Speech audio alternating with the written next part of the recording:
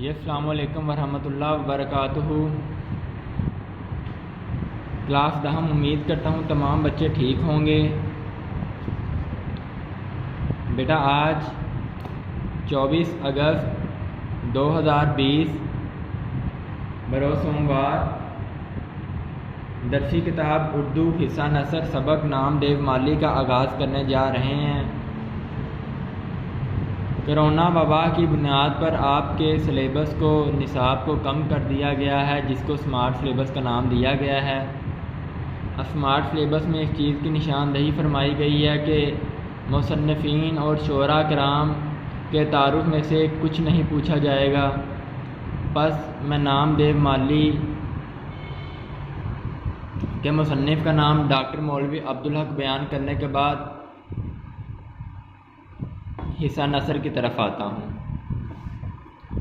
تو آئیے وقت ضائع کیے بغیر آغاز کرتا ہوں۔ نام دیو یہ مالی کا نام ہے۔ مالی کہتے ہیں باغ کی نگہبانی کرنے والا۔ مقبرہ رابعہ درانی اورنگ آباد، مقبرہ مزار کو کہتے ہیں، قبر کو کہتے ہیں۔ رابعہ درانی اس کا نام، یہ رابعہ درانی یہ اورنگزیب عالمگیر کی بیوی کا نام ہے۔ اورنگ آباد دکن کا شہر ہے جو کہ اورنگزیب عالمگیر کے نام پر رکھا گیا۔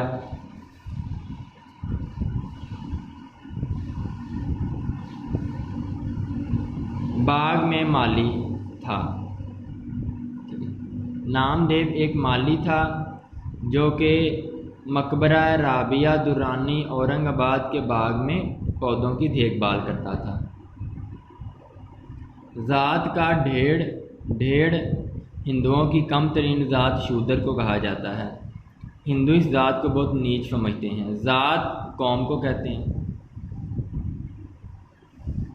جو بہت نیچ قوم خیال کی جاتی ہے۔ قوموں کا امتیاز مصنوعی ہے، نیچ گھٹیا کمتر، امتیاز فرق مصنوعی ہے، بناوٹی ہے، خود ساختہ ہے، اللہ کی طرف سے نہیں ہے۔ اللہ کی نظر میں سب برابر ہیں۔ اگر کوئی اونچ نیچ کا معیار ہے تو وہ ہے تقویٰ۔ قوموں کا امتیاز مصنوعی ہے اور رفتہ رفتہ نسلی ہو گیا ہے۔ رفتہ رفتہ آہستہ آہستہ نسلی ہو گیا ہے، نسل سے متعلق، یعنی کہ نثر در نثر چلنے لگا ہے۔ چودھری کا بیٹا چودھری، اس کا بیٹا چودھری، اس کا بیٹا چودھری، گویا چودھری کے بیٹے کا بیٹا جو ہے وہ خود کوئی مفدور ہو، لیکن قوم وہ چودھری ہی اپنی بتائے گا کہ ہم چودھریوں کی آل اولاد سے جی۔ بس یہ رفتہ رفتہ نسلی ہو گیا ہے، لیکن میں بیٹا اس چیز سے خاص اتفاق نہیں کرتا۔ ٹھیک ہے، قومیں اپنی اپنی شناخت کے لیے ہیں، باقی سب ایک ہیں، ہم سب آدم کی اولاد ہیں۔ ٹھیک ہے، اللہ پاک کے ہاں ہم نے جو کرم کرنے ہیں ہمیں اس کا بدلہ ملنا ہے۔ ہماری وہاں پہ کسی نے ذات یا قوم نہیں پوچھنی۔ سچائی نیکی حسن کی میراث نہیں۔ سچائی نیکی حسن کسی کی میراث نہیں، میراث وراثت میں عطا کی گئی چیز۔ اللہ جس کو چاہے سچائی عطا کرے، جس کو چاہے نیکی عطا کرے، جس کو چاہے حسن عطا کرے۔ حضرت امیر معاویہ یزید کے باپ تھے۔ امیر معاویہ کا درجہ اور ہے، اور یزید کو لوگ آج بھی استغفر اللہ بہت برے اور بہت ہی گھٹیا الفاظ سے نام لیتے ہیں۔ یہ خوبیاں نیچی ذات والوں میں بھی ایسی ہی ہوتی ہیں جیسی اونچی ذات والوں میں،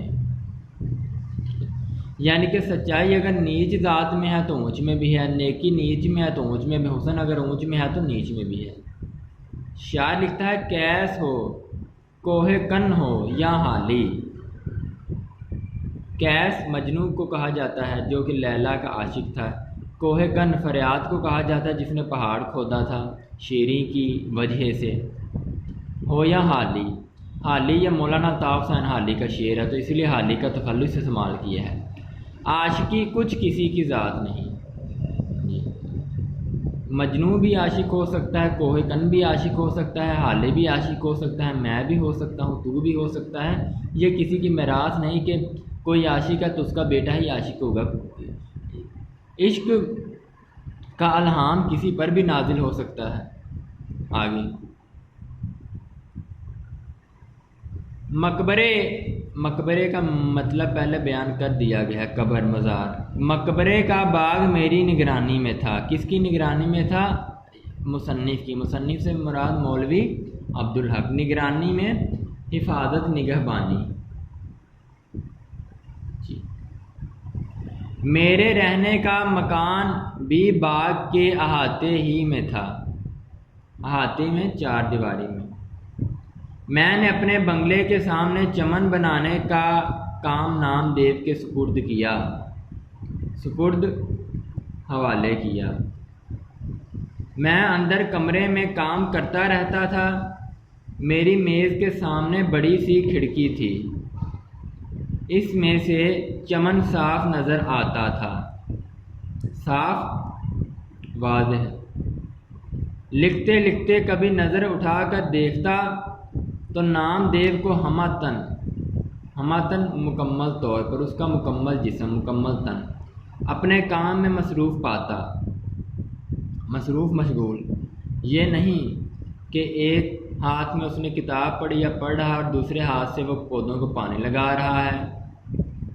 ادھر پودوں کو پانی لگا رہا ہے اور ادھر لوگوں کی آمد و رفت کو دیکھ رہا ہے، یعنی آنکھیں، ہاتھ، پاؤں سب ہماتن کام میں مشغول تھے۔ بعض دفعہ اس کی حرکتیں دیکھ کر بہت تعجب ہوتا۔ تعجب، حیرانی۔ حرکتیں، حرکت کی جمع، حرکتیں، حرکات۔ مثلاً تعجب، حیرانی۔ کن چیزوں پہ مصنف کو حیرانی ہوتی؟ وہ لکھتا ہے، کیا دیکھتا ہوں کہ نام دیو ایک پودے کے سامنے بیٹھا اس کا تھانولا صاف کر رہا ہے۔ تھانولا، پودوں کو پانی دینے کی جگہ۔ فرض کریں کہ یہاں پہ میں نے کوئی پودا لگا دیا ہے، میں مثال دی، یہ پینسل آپ کا کوئی پودا ہے، ٹھیک ہے بیٹا، تو اس کے گرد ایک گڑھا سا بنا دیا جاتا ہے۔ اس گڑھے کے اندر پانی کھڑا رہتا ہے تاکہ پانی رفتہ نیچے جاتے، اس کو کہتے ہیں تھانولا۔ صاف کرنا کہ اس میں سے کنکر، پتھر، کوئی پھل گر گیا ہے تو اس کو صاف کرتے ہیں۔ تھانولا صاف کر کے حوض سے پانی لیا اور آہستہ آہستہ ڈالنا شروع کیا۔ کہ اس طرح ڈالنا شروع کیا کہ پانی نیچے جاتا ہے اور اوپر سے نیا پانی آتا ہے۔ پانی ڈال کر ڈول درست کی۔ حوض بیٹا تالاب کو کہتے ہیں، ڈول کہتے ہیں پشتہ، کنارہ، اور ہر رخ سے، رخ، انداز، جانب، پودے کو مڑ مڑ کر دیکھا، مڑ مڑ کر، بار بار، ہٹ ہٹ کر۔ پھر الٹے پاؤں پیچھے ہٹ کر اسے دیکھنے لگا۔ الٹے پاؤں پودے کو دیکھتے دیکھتے پیچھے ہٹنا اور اپنی آنکھیں پودے پر جمائے رکھنا۔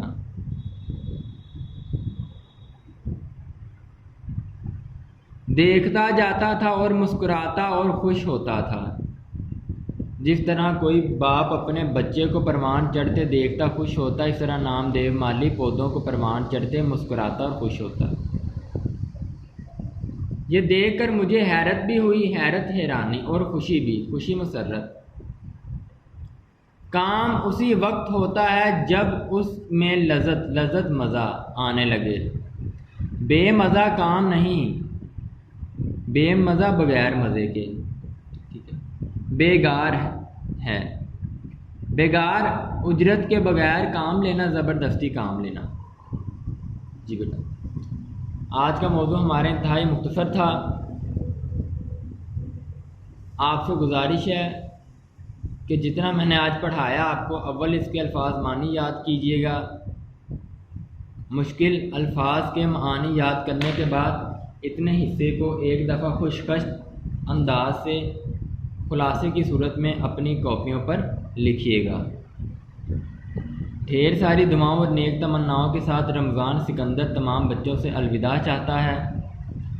خوش رہیں، آباد رہیں، تندرست رہیں۔ اللہ پاک آپ کے والدین کو ہمیشہ صحت و کامرانی سے ہمکنار کرے۔ السلام علیکم ورحمۃ اللہ وبرکاتہ۔